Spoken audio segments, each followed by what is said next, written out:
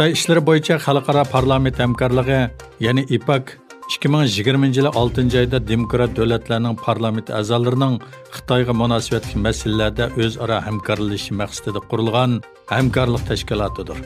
Bu tashkilot 9 noyabr kuni bu hamkorlikdagi 14 davlatga vakillik qiladigan jami 63 nafar parlament a'zosi birlikda xalqaro jinoiy ishlar sudatining bosh taftishiga maktub avatib, Xitoyning Uyg'urlarga erkiy qirg'inchilik yurgizayotganligi haqida sunilgan arzini qabul qilib tekshirishni talab qildi.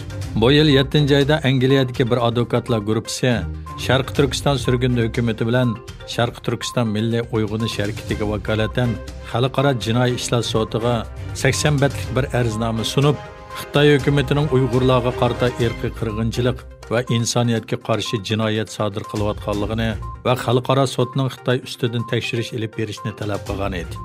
Yuqorqi 63 nafar parlament a'zosi angliyalik advokat Rodney Dixon boshchiligida sunilgan bu arznamada Xitoy hukumatining Uyg'ur va boshqa turkiy xalqlarga qartilgan erkiy qirg'inchilik va insoniyatga qarshi boshqa jinoyatlarni sodir qilganligi to'g'risida tafsiliy va keng paketlar mavjudligini ta'kidlab, xalqaro jinoiy ishlar sudini bu arzini qabul qilishga chaqirgan.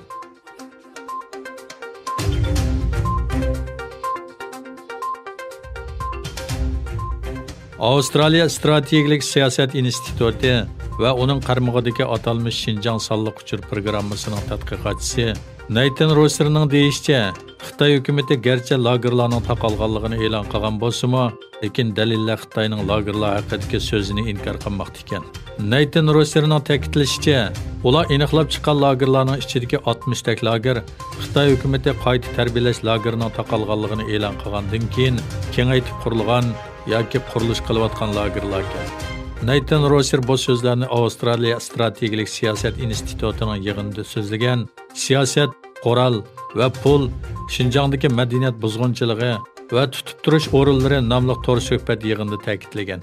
Bu institutning tadqiqotchisi Anastasias Kapitasning riyosatchiligida o'tkazilgan mazkur to'g'ri suhbatda atalmish Xinjiang sonliq uchur programmasi va Xitoyning Uyg'urlarga tutgan muomalasining yer shariy ta'sirini tilga olgan. Suhbatda yana Kelsey Monroe, James Leibold qatorliq mutaxassislar qatnashgan.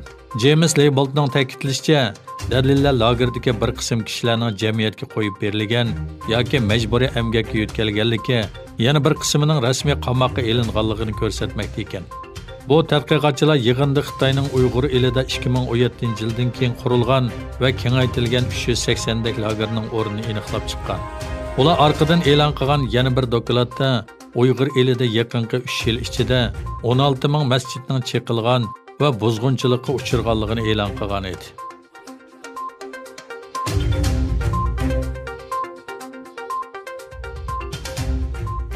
Birlashgan Davlatlar Tashkiloti alohida dokladchisi Ahmad Shoid Birlashgan Davlatlar Tashkilotidagi davlatlarni millatlarning diniy erkinligini cheklaydigan qonunlarni inkor qilishga da'vat qildi.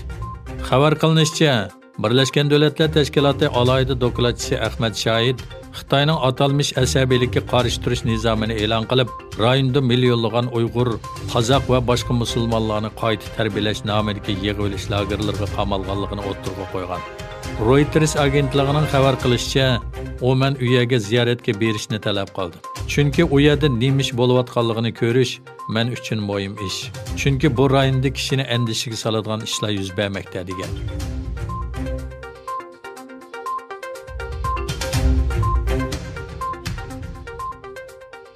Pakistanning Xitoydagi bosh elchisi Moin ul Haqning 6 noyabr atalmish Xinjiang ishlab chiqarish qurilish bintuvani chaqirgan Shanxaydagi bir yig'inda so'z qilib, Xitoyning Sharq Turkistondagi mazkur yerim ishlab chiqarish yerim qurolliq tashkilotini maqtagan. Bu tunji qitim bir chet el amaldorining Amerika hukumati tomonidan Uyg'urlarni bostirishda o'ynagan roli sababli embargo qo'yilgan bu organni maqtashidir. Amerika hukumati bu yil 7-oyda Bingtuan va uning ichki rahbariga Uyg'urlarni dafsanda qilganligi uchun embargo yurgizgan edi. Xitoydagi Xitoy gazetining xabar qilishicha, Moin ul Haq mablag' va savdo hamkorlik munbiri nomli bu yig'inda Pokistonning Xinjiang xalqi va hukumatining namoratlikdan qutqizish va radikallikqa qarshi turish harakatlaridan xabardor ekanligini bildirgan. Moin ul Haq Bu so'zlarni Pokistonning Xitoyning millionlagan musulmonni lagerga qamishi, diniy e'tiqodini rad qilishini radikallikqa qarshi turish deb qo'llashi, ikki yuzlamachilik deb ayblanayotgan mazgilda qilingan.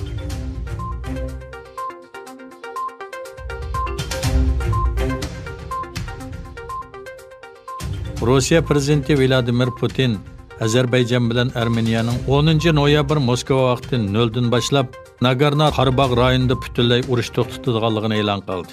Putin 10 noyabr Rossiya bayonot e'lon qilib, Azərbaycan va Armeniyaning navbatda kontrol qilgan o'rinda turganligini, ikki taraf urush asirlari, boshqa mahbuslar va ziyonkashlik uchirg'uvchilarning jasadini almashtirganligini bayon qildi. Shuning bilan birga Rossiya Nagorno rayonining Armeniya qismida tinchlik saqlash qismlarini o'rnashtirdi. Armeniya chekinadi. Azərbaycan prezidenti Aliyev bayonotga imzo qo'yishdan burun Putin bilan o'tkazgan silliq yig'inida to'qinishni siyosiy yo'l bilan hal qilishning rayonga uzun muddatli tinchlik olib keladiganligi ishindiganligini aytgan. Aliyev yana Rossiya va Turkiyaning Nagorno rayonidagi to'qinishni hal qilish uchun ko'rsatgan tirishchanligiga minnatdorligini bildirdi.